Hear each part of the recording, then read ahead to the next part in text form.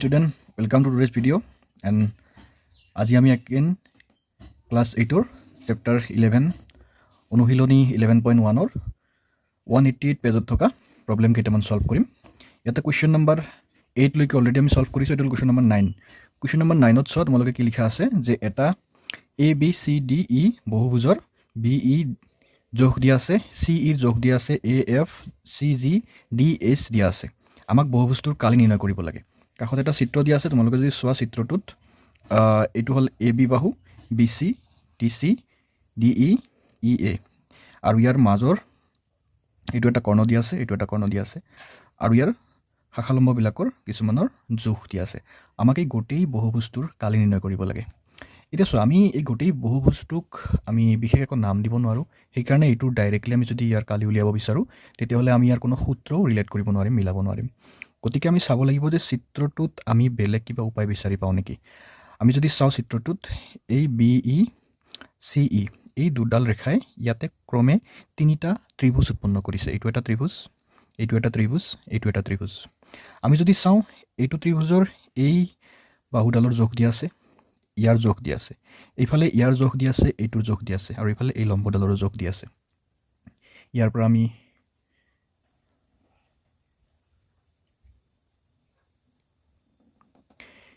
গতিকে ইয়াৰ পৰা আমি বুজিব পাৰোঁ যে যদি আমি এই তিনিওটা ত্ৰিভুজৰ কালি উলিয়াওঁ, তেতিয়াহ'লে এই তিনিওটা ত্ৰিভুজৰ কালিত যোগ কৰি দিলে গোটেই বহুভুজটোৰ কালি আমি পাই যাম। তো ব'লা আমি কেনেদৰে ইয়াক সলভ কৰিম চোৱা।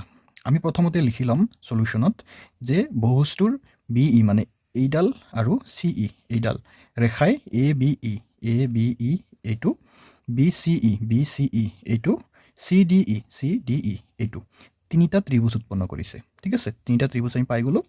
এতিয়া ইয়াৰ পিছত চোৱা আমি কি লিখিছোঁ, ত্ৰিভুজ এ বি ইৰ বি ই 8 সেণ্টিমিটাৰ আমাক দিয়া আছে, এ এফ ইয়াৰ জোখ আমাক 5 সেণ্টিমিটাৰ দিয়া আছে। গতিকে আমি ত্ৰিভুজ এ বি ইৰ কালি উলিয়াইছোঁ। ত্ৰিভুজ এ বি ইৰ কালি হাফ অফ এইটো হ'ব ভূমি, কাৰণ এই উন্নতিৰ জোখ আমাক দিয়া আছে। মন কৰিবা, উন্নতি যিটো দিয়া থাকে তাৰ তলৰটো সদায় ভূমি বুলি আমি ধৰি লওঁ। গতিকে ভূমি আমাৰ এই ক্ষেত্ৰত হ'ব বি ই, উন্নতি এ এফ। আমাক ভূমি 8 সেণ্টিমিটাৰ দিয়া আছে, উন্নতি 5 সেণ্টিমিটাৰ দিয়া আছে। আমি 2ৰে 8ক 4বাৰ কাটিব পাৰোঁ, আৰু 4 5 পূৰণ কৰিলে আমি পাম 20। গতিকে আমি এইটো ত্ৰিভুজৰ কালি কিমান পালোঁ, 20 সেণ্টিমিটাৰ স্কুৱেৰ। ঠিক আছে, আমি আগবাঢ়ো ব'লা। এতিয়া আমি নেক্সট ত্ৰিভুজ যিটো বি চি ই, ইয়াৰ ক্ষেত্ৰত আমি যদি চাওঁ এইডালেই ভূমি হ'ব ইয়াৰো। বি ই জোখ আমাক 8 সেণ্টিমিটাৰ দিয়া আছে, চি জিৰ জোখ আমাক 4 সেণ্টিমিটাৰ দিয়া আছে। গতিকে আমি এইটো ত্ৰিভুজৰ যদি কালি উলিয়াব যাওঁ, তেতিয়াহ'লে ত্ৰিভুজ বি চি ইৰ কালি কি হ'ব, হাফ অফ এইটো যিহেতুকে ভূমি, আমি ডাইৰেক্টলি 8 সেণ্টিমিটাৰ লিখি লৈছোঁ, আৰু উন্নতি 4 সেণ্টিমিটাৰ। 2ৰে 4ক কাটিলে 2বাৰ, 4 2 গুণ 16, মানে টোটেল 16 সেণ্টিমিটাৰ স্কুৱেৰ। আমি 2 নম্বৰ ত্ৰিভুজটোৰো কালি পাই গ'লোঁ। ইয়াৰ পিছত আমি নেক্সট ত্ৰিভুজলৈকে আগবাঢ়িছোঁ। নেক্সট ত্ৰিভুজ আমাৰ আছিলে কি, চি ডি ই। চি ডি ইৰ আমাৰ যিহেতুকে চি ই 10 সেণ্টিমিটাৰ দিয়া আছে, আমাক ডি এইচৰ জোখ কিমান দিয়া আছে, 3 সেণ্টিমিটাৰ। গতিকে ত্ৰিভুজ চি ডি ইৰ কালি কিমান হ'ব, হাফ অফ চি ই পূৰণ ডি এইচ। আমি বেছ 10 সেণ্টিমিটাৰ পাইছোঁ, উচ্চতা 3 সেণ্টিমিটাৰ দিয়া আছে। 2ৰে আমি 10ক যদি হৰণ কৰোঁ 5 ওলাব, আৰু 5 3 পূৰণ কৰিলে আমি পাম 15 সেণ্টিমিটাৰ স্কুৱেৰ। গতিকে আমি তিনিওটা ত্ৰিভুজৰ কালি পাই গ'লোঁ। গতিকে আমি এতিয়া কি লিখিম চোৱা, আমাৰ এ বি চি ডি ই গোটেই বহুভুজটোৰ কালি ইকুৱেল টু ত্ৰিভুজ এ বি ইৰ কালি যোগ বি চি ইৰ কালি প্লাছ ত্ৰিভুজ চি ডি ইৰ কালি, মানে তিনিওটা ত্ৰিভুজৰ কালি যোগ কৰিলে আমি গোটেই বহুভুজটোৰ কালি পাই যাম। গতিকে আমি লিখিছোঁ, যিহেতুকে প্ৰথম ত্ৰিভুজৰ কালি আছিলে আমাৰ 20, ছেকেণ্ড ত্ৰিভুজৰ কালি আছিলে 16, তাৰপিছৰটো আছিলে 15। তিনিওটা ত্ৰিভুজৰ কালি আমি যোগ কৰি পেলাই পালোঁ 51 সেণ্টিমিটাৰ স্কুৱেৰ। এইটোৱে হৈ গ'ল আমাৰ কুৱেশ্যন নম্বৰ 9ৰ সলিউশ্যন। আই হোপ তোমালোকে বুজিব পাৰিছা।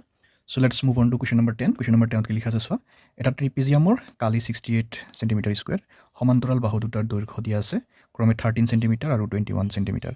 সমান্তৰাল বাহু দুটাৰ মাজৰ দূৰত্ব উলিয়াব লাগে। মানে এটা ট্ৰিপেজিয়ামৰ কালিও দিয়া আছে, সমান্তৰাল বাহু দুয়োটাৰে জোখ দিয়া আছে। আমাক সেই মাজৰ দূৰত্ব কিমান হ'ব, এই দূৰত্বটো উলিয়াব লাগে। এতিয়া চোৱা, ইয়াৰ কাৰণে আমাক চিত্ৰ আঁকিবৰ ইমান বেছি প্ৰয়োজন নাই, তোমালোকে বিচাৰিলে চিত্ৰ আঁকি ল'ব পাৰা। আমি প্ৰথমতে লিখি ল'ম ইয়াতে দিয়া কি আছে। আমাক দিয়া আছে যে ট্ৰিপেজিয়ামটোৰ কালি 68 সেণ্টিমিটাৰ স্কুৱেৰ। এডাল সমান্তৰাল বাহু এ বুলি লিখিছোঁ 13 সেণ্টিমিটাৰ, আনডাল বাহু আমাক বি দিয়া আছে 21 সেণ্টিমিটাৰ। আমাক মাজৰ দূৰত্ব মানে এইচ কিমান হ'ব উলিয়াব লাগে। আমি এটা কুৱেশ্যন মাৰ্ক দিছোঁ, হোৱাট বুলি লিখিছোঁ। এতিয়া চোৱা, আমি কি জানো যে ট্ৰেপিজিয়ামৰ কালিৰ সূত্ৰটো কি, half of A plus B মানে সমান্তৰাল বাহু দুটাৰ যোগফল পূৰণ সমান্তৰাল বাহু দুটাৰ মাজৰ দূৰত্ব এইচ ঠিক আছে গতিকে half of A plus B into H এতিয়া আমাক যিহেতুকে অলৰেডি ট্ৰিপিজিয়ামৰ কালি দিয়া আছে যে 68 সেন্টিমিটাৰ স্কুৱেৰ বাকি 13 সেন্টিমিটাৰ আমাক এডাল বাহু দিয়া আছে আনডাল 21 দিয়া আছে এইচ দিয়া নাই আমাক এইচ উলিয়াব লাগে গতিকে এই ক্ষেত্ৰত আমি কি কৰিছোঁ হাফৰ দুইটো যদি এইফালে লৈ আনো মাল্টিপ্লাই হৈ যাব এইফালে এই দুটা যোগ কৰিলে আমি 34 পাম ইনটু এইচ আমি এগেইন 34ক এই পিনে আনিলে হৰণ হৈ যাব দুইৰে আমি 34ক কাটিলে 17 পাম 17ৰে এগেইন 68ক আমি 4 বাৰ হৰণ কৰিব পাৰোঁ গতিকে আমাৰ এইফালে এইচ থাকিল এইচ ইকুৱেল টু 4 আমি পাই গ'লোঁ এইচৰ মান কিমান পালোঁ আমি 4 সো ফাইনালি আমি তলত লিখি দিছোঁ এতেকে সমান্তৰাল বাহু দুটাৰ মাজৰ দূৰত্ব ইকুৱেল 4 সেন্টিমিটাৰ আমি কুৱেশ্যন নম্বৰ 10ৰ আনসাৰটো পাই গ'লোঁ so let's move on to question number 11 question number 11ত কৈছে যে কাষৰ চিত্ৰটোৰ কালি উলিয়াওক কাষত আমাক এটা চিত্ৰ দিয়া আছে এই চিত্ৰটোৰ আমাক কালি উলিয়াব লাগে আমি যদি চাওঁ চিত্ৰটো ভালদৰে মন কৰোঁ তেতিয়াহ'লে মাজত দেখিবা এটা আয়ত দিয়া আছে এইটো আয়ত হৈ যাব হয়নে আৰু যদি চাওঁ ওপৰৰ পিনে এইটো এটা ট্ৰেপিজিয়াম হ'ব তলৰ পিনে চালে এইটো এটা ট্ৰেপিজিয়াম হ'ব আমাক এই আয়তটোৰ বাহুৰ জোখ দিয়া আছে এইফালৰো জোখ দিয়া আছে আমাক ট্ৰেপিজিয়াম এটাৰ বিন্দুৰ পৰা আনটো ট্ৰেপিজিয়ামৰ শেষ বিন্দুলৈকে আমাক 70 সেন্টিমিটাৰ দূৰত্ব দিয়া আছে আৰু ট্ৰেপিজিয়ামৰ এডাল বাহুৰ দূৰত্ব 30 সেন্টিমিটাৰ এইফালে 30 সেন্টিমিটাৰ দিয়া আছে তাৰমানে ট্ৰেপিজিয়াম দুটাই সমান হ'ব ইয়াৰ দূৰত্ব যেটোকে 10 সেন্টিমিটাৰ আলটিমেটলি এইডাল বাহু 10 সেন্টিমিটাৰ হ'ব এইডাল বাহু 10 সেন্টিমিটাৰ হ'ব গতিকে আমি ট্ৰেপিজিয়ামৰ আনডাল বাহুৰ জোখ 10 সেন্টিমিটাৰ বুলি পাম মাথা আমাক লাগিব ট্ৰেপিজিয়ামৰ এই মাজৰ দূৰত্ব এইচ কিমান হ'ব উচ্চতাটো আমি উলিয়াই ল'ব লাগিব সেইটো ইয়াতেই দিয়া আছে এইটো উলিয়ালে আমি গোটেই চিত্ৰটোৰ আমি কালি পাই যাম সো বলা আমি ইয়াক লিখি লওঁ লিখিবৰ কাৰণে প্ৰথমতে আমি কাৰ্য বুলি লিখিছোঁ সলিউশ্যনত কাৰ্যত কি লিখিছোঁ চিত্ৰটো নামকৰণ কৰা হ'ল কাৰণ ইয়াতে আমি চিত্ৰটো নামকৰণ কৰাটো খুব দৰকাৰ এইটো নামকৰণ বুলি লিখিবা চিত্ৰটো নামকৰণ কৰা হ'ল মানে নাম দিয়া হ'ল ইয়াত যেহেতুকে নাম নাছিলে আমি কৰিছোঁ কি চিত্ৰটোত A B C D E F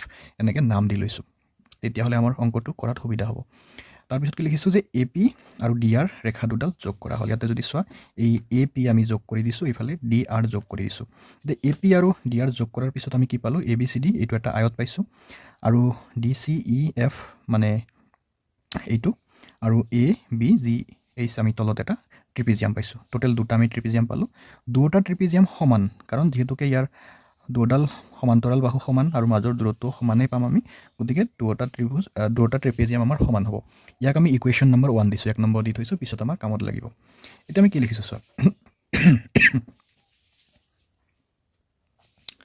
ইয়াত আমি কি লিখিছোঁ চোৱা প্ৰথমতে এতিয়া লিখিছোঁ যে এ B C D আয়তৰ A B বাহু মানে ইয়াৰ মাজৰ দূৰত্ব আমাক 10 সেন্টিমিটাৰ দিয়া আছে বি চি এইফালে আমাক দিয়া আছে 50 সেন্টিমিটাৰ এ বি চি ডি আয়তৰ কালি কি হ'ব দিশ পূৰণ প্ৰস্থ গতিকে 10 × 50 টোটেল আমি কিমান পালোঁ 500 সেন্টিমিটাৰ স্কুৱেৰ গতিকে আমি আয়তৰ কালি পাই গ'লোঁ আয়তৰ কালি কিমান পালোঁ 500 সেন্টিমিটাৰ স্কুৱেৰ এতিয়া আয়তৰ কালি পোৱাৰ পিছত আমি লিখিছোঁ এ বি জি এইচ মানে আমাৰ যিটো ট্ৰেপিজিয়াম আছে সেই ট্ৰেপিজিয়ামৰ কি দিয়া আছে এ বি বাহুৰ জোখ আমাক 10 সেন্টিমিটাৰ দিয়া আছে জি এইচ দিয়া আছে আমাক 30 সেন্টিমিটাৰ আমি তাৰপিছত কৰিছোঁ কি এ পি প্লাছ ডি আৰ লিখিছোঁ মানে তলৰ এই এ পি আৰু ওপৰৰ সেই ডি আৰ দুয়োটা যোগ কৰিলে আমি কি পাম মানে টোটেল ডিষ্টেঞ্চ যিহেতুকে আমাক 70 সেন্টিমিটাৰ দিয়া আছে আৰু আয়তৰ আমাৰ 50 সেন্টিমিটাৰ দিয়া আছিলে আমি 70ৰ পৰা 50 যদি মাইনাছ কৰি দিওঁ তেতিয়াহ'লে সেই দুয়োটা লম্বৰ আমি জোখ পাম 20 সেন্টিমিটাৰ আকৌ যিহেতুকে A P plus A P আমি লিখিব পাৰোঁ কাৰণ D R equal to A P হয় D R equal to A P হয় সমান বাহু হয় গতিকে আমি এ পি লিখিব পাৰোঁ ডি আৰৰ জেগাত আল্টিমেটলি এ পি কি হ'ব 2 এ পি ইকুৱেল টু 20 হ'ব গতিকে আমি ডাইৰেক্ট লিখিছোঁ এ পি ইকুৱেল টু 20/2